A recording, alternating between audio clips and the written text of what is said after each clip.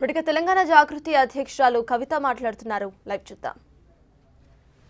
వాళ్ళనే మోస్తాం అయినా మళ్ళీ వాళ్ళనే ముందుకు తీసుకెళ్తామని అనుకుంటే పార్టీ ఎట్లా ముందటికి పోతుంది? ఒక బిడ్డగా నిజంగా నేను బాధపడతా ఉన్నాను. ఇవాళ 5 సంవత్సరాలు ఇరిగేషన్ మంత్రిగా చేసినటువంటి హరీష్ రావు గారిది మేజర్ పాత్ర లేదా దీంట్లో? అందుకే కదా కేసీఆర్ గారు వారిని సెకండ్ టర్మ్లో తప్పించిండ్రు. ఈ మొత్తం కాళేశ్వరం ఎపిసోడ్లో కేసీఆర్ గారికి మరక అంటిందంటే 2-3 వ్యక్తులు కారణం. మాజీ రాజ్యసభ సభ్యుడు ఒకలైతే, హరీష్ రావు గారు ఒకలైతే, మేఘా కృష్ణారెడ్డి గారు ఇంకోడు, మేఘానో బోగానో ఏదో. ఈ పెద్ద పెద్ద కాంట్రాక్టర్లు అందరితో కుమ్మక్కై కేసీఆర్ గారు ప్రజల కోసం ఆలోచన చేస్తే, నీళ్ల కోసం ఆలోచన చేస్తే, వీళ్ళు సొంత వనరుల కోసం, డెవలప్మెంట్ కోసం, ఆస్తులు పెంచుకోవడం కోసం ఆలోచన చేసి ఇవాళ మీ వల్ల రేవంత్ రెడ్డి లాంటి వ్యక్తి, తెలంగాణ ఉద్యమానికి సంబంధం లేని వ్యక్తి, కేసీఆర్ గారి కాలి గోటికి సరిపోని వ్యక్తి, ఆయన నిలబడి కేసీఆర్ గారిని చెయ్యెత్తి చూపించి కేసీఆర్ గారి మీద సిబిఐ ఇవాళ నేను వేస్తా అని చెప్తున్నాడంటే కారణం ఎవరు దీనికి? నేను భరించిన, ఇదే హరీష్ రావు గారు, ఇదే సంతోష్ రావు గారు అనేక కుట్రలు చేసినా కూడా భరించిన. నా మీద ఓపెన్గా మీడియా మిత్రులందరితో రకరకాల మాటలు చెప్తే కూడా నేను భరించిన. నా పర్సనల్ అటాక్కి నేను ఎప్పుడు కూడా వాళ్ళను ఇంతవరకు పేరు పెట్టి పిలవలేదు, మాట్లాడలేదు. ఫస్ట్ టైం చెప్తున్నా. నేను ఎందుకోసం చెప్తున్నా? కేసీఆర్ గారికి ఈ వయసులో సిబిఐ ఎంక్వైరీ ఏందండి? ఎందుకోసం ఆ కర్మ పట్టింది? ఎందుకు భరించాలి? ఇటువంటి వాళ్ళని చూస్తూ ఎందుకోసం ప్రొటెక్ట్ చేసుకోవాలి? బీఆర్ఎస్ పార్టీ తమ్ముల కోపం రావచ్చు, కానీ వాస్తవాలు చేదుగున్నా అప్పుడప్పుడు మాట్లాడుకుంటేనే, మందు తీసుకుంటేనే ఆరోగ్యం మంచిగా అవుతుంది. ఇట్లా చెప్పుకుంటూ పోతే చాలా చాలా అంశాలు ఉన్నాయి. వాటన్నిటి జోలికి నేను పోదలుచుకోలేదు. కానీ కేసీఆర్ గారు హిమాలయ పర్వతం అంత ఎత్తు లాంటి పర్సనాలిటీ ఆయనది. ఆయనను చేయబెట్టి చూపించి అవినీతి అని అంటే నిజంగా చాలా బాధ అవుతా ఉన్నది. ఎందుకంటే నా పెళ్ళప్పుడు నా పెళ్లి చేయడానికి కూడా ఇబ్బంది పడ్డటువంటి వ్యక్తి ఆయన. రాజకీయాలలో 40-50 ఏళ్ళు ఉంటే కూడా ఆస్తులు సంపాదించుకోలే కేసీఆర్ గారు. అనేక మంది వాళ్ళు మాట్లాడుతుంటారు, చాలా మాటలు మాట్లాడుతుంటారు, కానీ నాకు తెలుసు, నేను దగ్గరుండి ఆర్థిక పరిస్థితి చూసిన కాబట్టి ఎన్నడూ ఆయనకు ఆశ లేదు. అటువంటి మనిషిని పట్టుకొని సిబిఐ ఎంక్వైరీ ఇస్తాం, ఇదేస్తాం, అదేస్తాం. ఎవరు కారణం దీనికి అంతటికి? ఈ చేతగాని కాంగ్రెస్ ప్రభుత్వం మీ ఏసీబీ వాళ్ళు పోయి కాళేశ్వరంలో పనిచేసిన 3 ఇంజనీర్లను పట్టుకుంటే ఒక్కొక్క ఇంజనీర్ దగ్గర 100 కోట్ల ఆస్తులు వెళ్తే మీకు ఎందుకు ఎంక్వైరీ చేసే దమ్ము లేదు? వాళ్ళు వెనకాల ఎవరు ఉన్నారో ఎందుకు ఎంక్వైరీ చేస్తలేరు? ఖచ్చితంగా నేను ఇవాళ చెప్తా ఉన్నా, హరీష్ రావు గారు వెనక, సంతోష్ రావు గారు వెనక రేవంత్ రెడ్డి గారు ఉన్నారు. వాళ్ళని ఖచ్చితంగా కాపాడతారు. అన్ని విషయాలను వాళ్ళని ఏమనరు, వాళ్ళ గురించి ఏం మాట్లాడరు. బాణం ఎంతసేపు కేసీఆర్ గారి మీద ఉంటుంది. కేసీఆర్ గారిని మాట్లాడాలి, కేసీఆర్ గారిని బదనాం చేయాలి. కానీ దగ్గరుండి ఈ అవినీతి అనకొండలు బీఆర్ఎస్ పార్టీని ఏదైతే డిస్టర్బ్ చేసిండ్రో వాళ్ళని మాత్రం ఏమనరు. ఈ ఇంటర్నల్ అండర్స్టాండింగ్ అనేది ఎక్స్పోజ్ కావాలి.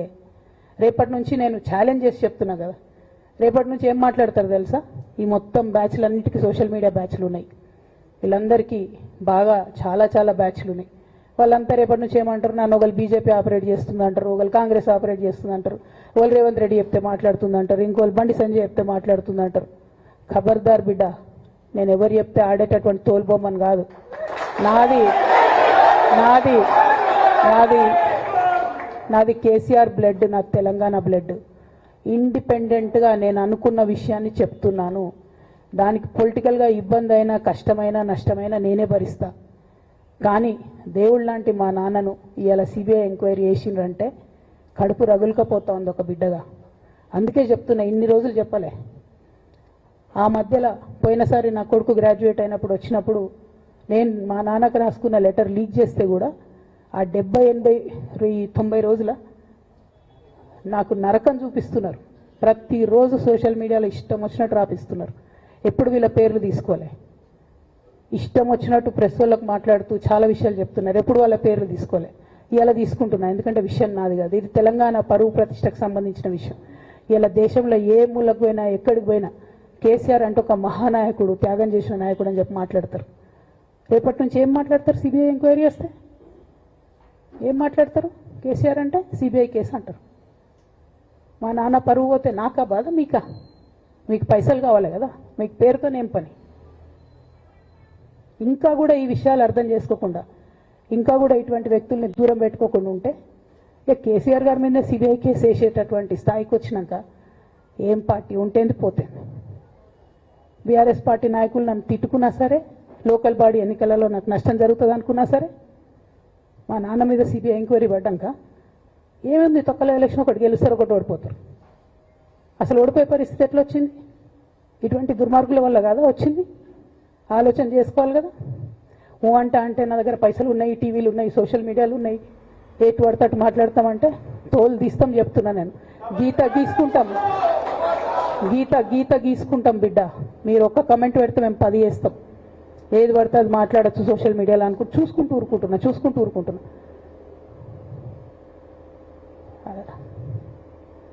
పెద్ద సార్ దగ్గరకు వచ్చినాక ఇక కాంప్రమైజ్ అయ్యేది ఏం లేదు. ఘోష్ కమిషన్ వేసిన రోజే నేను చెప్పిన, ఎందుకు రియాక్ట్ కాలేదు పార్టీ అని అడిగిన ఆ రోజునే. నిన్న సిబిఐ ఎంక్వైరీ వేస్తున్నా అని రేవంత్ రెడ్డి గారు అసెంబ్లీలో చెప్తే తెలంగాణ బంద్ ఖాళీ వద్దా, బగ్గుమనొద్దా తెలంగాణ? ఎట్లా మాట్లాడతారు? నిజంగానే మనిషి అవినీతి అయితే, నిజంగానే మనిషి డబ్బులు తినోడైతే వేరు మాట. ఆయనకు తిండి మీద కూడా ధ్యాస ఉండదా బాబు? తెలంగాణ అదే పిచ్చి. అట్లాంటి మనిషిని పట్టుకొని ఇవాళ ఏది పడితే అది మాట్లాడితే కూడా రియాక్ట్ కాకపోవడం చాలా దారుణం, చాలా దారుణం. నేను దీన్ని తీవ్రంగా ఖండిస్తున్నా. At the same time Congress government PC Ghosh commission వేసిండ్రు. రెండేళ్ల నుంచి టైంపాస్ చేస్తారు. ఆ కమిషన్ రిపోర్ట్ వచ్చింది. ఆ రిపోర్ట్ నిన్న అసెంబ్లీలో పెట్టిండ్రు. ఇంకా దానికి ఏమిట్లకేం లేదు, దాంట్లోకి ఏం చర్యలు తీసుకుంటారో చెప్పారు, ఏం చేస్తారో చెప్పారు, తక్కువని సిబిఐకి ఇచ్చేస్తారు. అంటే ఇది ప్రీమెడిటేటెడ్, ఖచ్చితంగా కేసీఆర్ గారి ప్రతిష్ట దెబ్బతీయాలనేటటువంటి ప్రీమెడిటేటెడ్ అటాక్ తప్పితే ఇంకోటి కాదు. ఇన్ని ఏజెన్సీస్ ఉన్నాయి రాష్ట్ర ప్రభుత్వంలో. మీ ఏసీబీకే దొరికింది కదా ఇదే కాళేశ్వరంలో అవినీతి తిమంగళాలు. ఏమైంది? ఆ రిపోర్ట్ ఏమైంది? వాళ్ళ మీద చర్యలు ఏమైనాయి? దాని కంక్లూజన్ ఏంది? ఒక్క చిన్న ఎంక్వైరీ కూడా ఇప్పటివరకు కంక్లూడ్ చేయలేదు కాంగ్రెస్ గవర్నమెంట్. ప్రచారం ఎక్కువ, పని తక్కువ. ఎప్పుడైనా మీ తప్పిదాలు బయటపడుతున్నాయి అనుకుంటే, ఎప్పుడన్నా ప్రజలు తిరగబడతారు అనుకుంటే వెంటనే ఒక రిపోర్ట్ వేయాలి, వెంటనే కేసీఆర్ మీద ఒక ఆరోపణ చేయాలి. ఇప్పటికి కూడా రేవంత్ రెడ్డి గారికి కేసీఆర్ గారి పేరు చెప్పుకోకపోతే ఆయన ఫోటో కూడా పేపర్లో వేరేమని భయం పాపం. అందుకని ఆయన రోజు పొద్దుగాలేస్తే కేసీఆర్ని తిట్టుడే తప్పితే ఇంతవరకు కూడా వేరే ఆలోచన చేయడం లేదు. మేము డిమాండ్ చేస్తూ ఉన్నాం కాంగ్రెస్ ప్రభుత్వాన్ని, మీరు బట్టగాల్చి మీదేసినట్టు ఆరోపణలు వేయడం కాదు, మీకు దమ్ము ధైర్యం ఉంటే నేను పేర్లు కూడా చెప్పిన, చూడండి ఎక్కడి వరకు పోతారో చూస్తాం. మీకు అండర్స్టాండింగ్ లేకపోతే మీకు అండర్స్టాండింగ్ పెట్టుకొని కేసీఆర్ గారిని టార్గెట్ చేయడం ఇది పొలిటికల్గా కరెక్ట్ కాదు. మన రాష్ట్రంలో ఇటువంటి వాతావరణం ఇదివరకు లేకుండే, రేపు పొద్దున కూడా ఉండొద్దని చెప్పి నేను కోరుతాను. కాంగ్రెస్ ప్రభుత్వం కేవలం కాళేశ్వరం విషయమే కాదు, బీసీల విషయంలో ఎంతగా మోసం చేస్తున్నారు. ఫస్ట్ ఏమో బిల్లు పెడతారు, మేమందరం లొల్లి పెడితే టైంపాస్ చేసి 1.5 year తర్వాత బిల్లు పెట్టిరు. బిల్లు పెడితే కనీసం గవర్నర్ దగ్గర పోరు, కనీసం రాష్ట్రపతి దగ్గర పోరు, ప్రధానమంత్రి దగ్గర పోరు. గవర్నర్ పెండింగ్ పెట్టుకుంటే ఎందుకు సుప్రీంకోర్టు కోతలేరు? ఇంకా కూడా మళ్ళీ ఛాలెంజ్ చేసి అడుగుతా ఉన్నాను నేను, ఎందుకు సుప్రీంకోర్టు కోతలేరు? మీరు September 30 లోపల ఎన్నికలు చేస్తామని చెప్పిండ్రు. September 30 లోపలన్నా సుప్రీంకోర్టుకు పోండి. డీమ్ టు బి అప్రూవ్డ్ అనుకుంటే ఇదే ఎలక్షన్లో బెనిఫిట్ అవుతుంది కదా బీసీలకు. ఆ తర్వాత ఇంకొక ఆర్డినెన్స్ తెచ్చిరు, అది పెండింగ్ ఉంది గవర్నర్ దగ్గర. కనీసం దాని మీద సుప్రీంకోర్టు కోండి, దాని మీద కూడా పోతలేరు. మళ్ళీ నిన్న కొత్త కథ, 50% స్లాబ్ ఎత్తేస్తామట. కామెడీ రోజుకి. ఏంది ఇది? ఎందుకోసం అంటే ఇదంతా బీహార్లో ఎన్నికలు అవుతున్నాయి. వాళ్ళ రాహుల్ గాంధీ గారి పిఆర్ యాక్టివిటీకి రోజు ముచ్చడి చెప్పాలి ఆయన. ఇక్కడ వీళ్ళు నిన్న 50% క్యాప్ ఎత్తేస్తున్నామని కొత్త కథ చెప్పిండ్రు. మీరు చూడుని రేపెల్లు నుంచి రాహుల్ గాంధీ బీహార్లో ఏం మాట్లాడతాడు, హమ్నే 50% సీట్ తోడది అంటాడు ఆయన బీహార్ ఎన్నికలలో.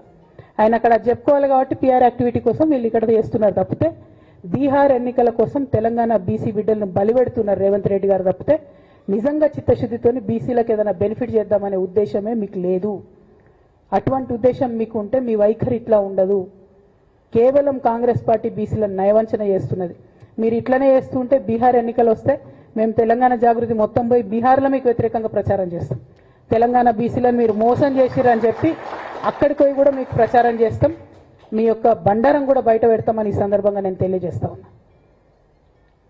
బీసీల విషయమైనా కాళేశ్వరం విషయమైనా చిత్తశుద్ధి లేనటువంటి కాంగ్రెస్ పార్టీని ఖచ్చితంగా మీ వైఖరిని ఎండగడతామని చెప్పి తెలియజేస్తూ, సిబిఐ ఎంక్వైరీ వేసుకున్నా మీరు ఏ ఎంక్వైరీ వేసుకున్నా కేసీఆర్ గారు మాత్రం కడిగిన ముత్యంలాగా బయటకు వస్తారని మళ్ళొకసారి తెలియజేసుకుంటూ మీ అందరి దగ్గర కూడా నేను సెలవు తీసుకుంటా ఉన్నాను. Thank you. జై తెలంగాణ, జై జాగృతి, జై కేసీఆర్.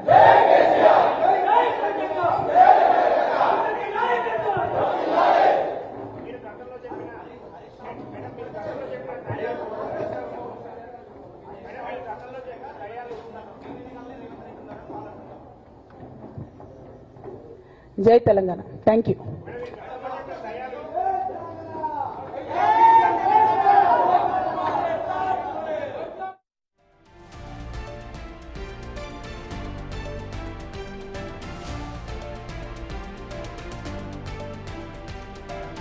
తెలంగాణ జాగృతి అధ్యక్షురాలు కవిత హాట్ కామెంట్స్ చేశారు. బీఆర్ఎస్ పార్టీకి సంబంధించి కొన్ని కీలక కామెంట్స్ చేశారు. ఆవిడ ఇటు హరీష్ రావుకు వ్యతిరేకంగా కూడా ఆమె కామెంట్ చేశారు. హరీష్ రావుకి సంబంధించి ఆమె ఫైర్ అయ్యారు. హరీష్ రావు, సంతోష్ రావు, మేఘా కృష్ణారెడ్డిల వల్లే ఇదంతా కూడా జరుగుతుంది అంటూ కూడా ఆవిడ కామెంట్ చేశారు. అయితే కేసీఆర్ కు సంబంధించి కావాలనే కుట్ర చేస్తున్నారంటూ కూడా కామెంట్ చేశారు కవిత. అనుక్షణం కేసీఆర్ గారి పరిపాలన బాగాలేదని చెప్పడం తప్పితే మరి వాళ్ళు ప్రజలకు ఏం చేస్తున్నారని మాత్రం ఇప్పటికి కూడా చెప్పడం లేదు. అన్ని రకాలుగా ప్రజల్ని ఫెయిల్ చేసి నిన్న మొన్న వరదలు వస్తే కూడా కనీసం ప్రభుత్వం ఆదుకోలేనటువంటి దయనీయమైనటువంటి పరిస్థితిలో ఉన్నది. అంతేకాదు మేమందరం ఎంపీలుగా పనిచేసినటువంటి అనుభవం ఉంది. కేసీఆర్ గారు అయితే యూరియా కోసం మమ్మల్ని 6 నెలల ముందు నుండి చేజ్ చేసేవాళ్ళు. మీరందరూ వెళ్ళండి, తీసుకురండి, మంత్రుల్ని కలవండి, యూరియా ముందే తెచ్చుకుందాం, స్టాక్ పెట్టుకుందాం అని చెప్పి. అంటే ఒక పద్ధతి, ఒక ఆలోచన, ప్రజల పట్ల కన్సర్న్ ఉన్న ప్రభుత్వాలు ఎట్లా నడుస్తాయో ఒక తార్కాణంగా పనిచేసి చూపించినటువంటి కేసీఆర్ గారు ఒక పక్కన ఉంటే, ఇవాళ కాంగ్రెస్ పార్టీ లిటరల్గా కంప్లీట్గా ప్రజలను సేవ చేయడంలో, ప్రజలకు సేవ చేయడంలో ఫెయిల్ అయినటువంటి పార్టీగా కనిపిస్తున్నటువంటి సందర్భం. మరి అటువంటి పార్టీ ఎందుకోసం వస్తుంది? కేసీఆర్ గారికి అవినీతి మరక ఎవరి వల్ల అంటింది? అలా అది ఆలోచన చేసుకోవాలి కదా మనం కూడా.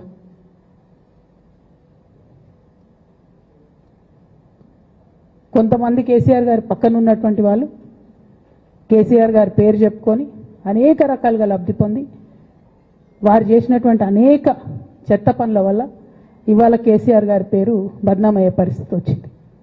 అయినా మళ్ళీ వాళ్ళనే మోస్తాం, అయినా మళ్ళీ వాళ్ళనే ముందుకు తీసుకెళ్తామని అనుకుంటే పార్టీ ఎట్లా ముందట్టుకోతుంది? ఒక బిడ్డగా నిజంగా నేను బాధపడతా ఉన్నా.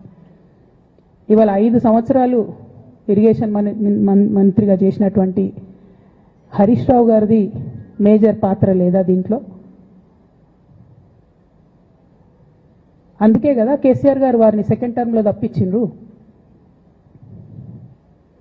ఈ మొత్తం కాళేశ్వరం ఎపిసోడ్లో కేసీఆర్ గారికి మరక అంటిందంటే 2-3 వ్యక్తులు కారణం. మాజీ రాజ్యసభ సభ్యుడు ఒకలైతే, హరీష్ రావు గారు ఒకలైతే, మేఘా కృష్ణారెడ్డి గారు ఇంకోడు, మేఘానో బోగానో ఏదో. ఈ పెద్ద పెద్ద కాంట్రాక్టర్లు అందరితో కుమ్మక్కై కేసీఆర్ గారు ప్రజల కోసం ఆలోచన చేస్తే, నీళ్ల కోసం ఆలోచన చేస్తే, వీళ్ళు సొంత వనరుల కోసం, డెవలప్మెంట్ కోసం, ఆస్తులు పెంచుకోవడం కోసం ఆలోచన చేసి ఇవాళ మీ వల్ల రేవంత్ రెడ్డి లాంటి వ్యక్తి, తెలంగాణ ఉద్యమానికి సంబంధం లేని వ్యక్తి, కేసీఆర్ గారి కాలి గోటికి సరిపోని వ్యక్తి, ఆయన నిలబడి కేసీఆర్ గారిని చెయ్యెత్తి చూపించి కేసీఆర్ గారి మీద సిబిఐ ఇవాళ నేను వేస్తా అని చెప్తున్నాడంటే కారణం ఎవరు దీనికి? నేను భరించిన ఇదే హరీష్ రావు గారు, ఇదే సంతోష్ రావు గారు అనేక కుట్రలు చేసినా కూడా భరించిన. నా మీద ఓపెన్గా మీడియా మిత్రులందరితో రకరకాల మాటలు చెప్తే కూడా నేను భరించిన. నా పర్సనల్ అటాక్కి నేను ఎప్పుడు కూడా వాళ్ళను ఇంతవరకు పేరు పెట్టి పిలవలేదు, మాట్లాడలేదు. ఫస్ట్ టైం చెప్తున్నా. నేను ఎందుకోసం చెప్తున్నా? కేసీఆర్ గారికి ఈ వయసులో సిబిఐ ఎంక్వైరీ ఏందండి? ఎందుకోసం ఆ కర్మ పట్టింది? ఎందుకు భరించాలి? ఇటువంటి వాళ్ళని చూస్తూ ఎందుకోసం ప్రొటెక్ట్ చేసుకోవాలి? బీఆర్ఎస్ పార్టీ తమ్ముల కోపం రావచ్చు, కానీ వాస్తవాలు చేదుగున్నా అప్పుడు